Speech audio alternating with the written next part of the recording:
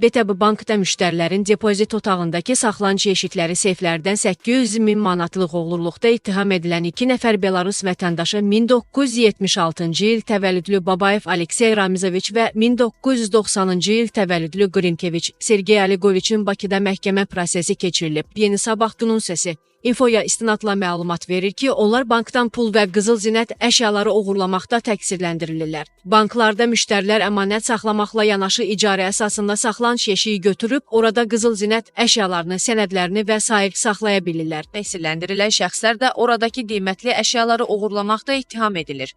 Təqsirləndirilən şəxslərdən Sergey hadisədən bir müddət öncə Bakıya gəlib, oteldə qalıb. Gəlib bankda seyf icarəyə götürülüb. O deyib ki, bu oğurluğu sifarişlə icra edib. Bunu həyata keçirmək üçün ona xüsusi alətlər də veriblər. Əvvəllər Minskdə azərbaycanlılarla restoran biznesi ilə məşğul olduğunu deyən Sergey Grinkeviçin sözlərinə görə ona bu oğurluğu German adlı şəxs sifariş verib.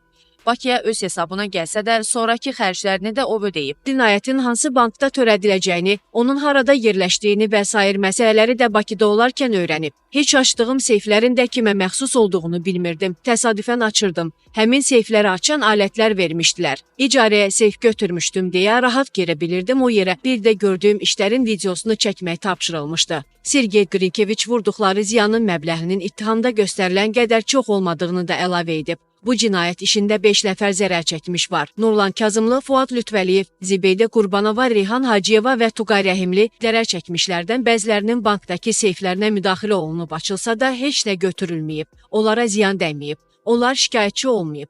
Zərər çəkmişlər arasında maddi baxımdan ən çox ziyan görən Zibeydə Qurbanovadır. Bu göstərib ki, bankdakı seyfdə 55 min dollar pul və 156 ədəd qızıl zinət əşyası olub. Həmin əşyalar özünə və övladlarına məxsus olub. Zərər çəkmişin sözlərinə görə ona ümumilikdə 500 min manata yaxın ziyan dəyib. Araşdırma vaxtı məlum olub ki, Zibeydə Qurbanova Azərbaycanda Interpolun Milli Mərkəzi Bürosunun rəis müavini Namiq Camalovun anasıdır. O, bundan öncə Cəlilabad və Sabirabad rayonlarının polis rəisi olub.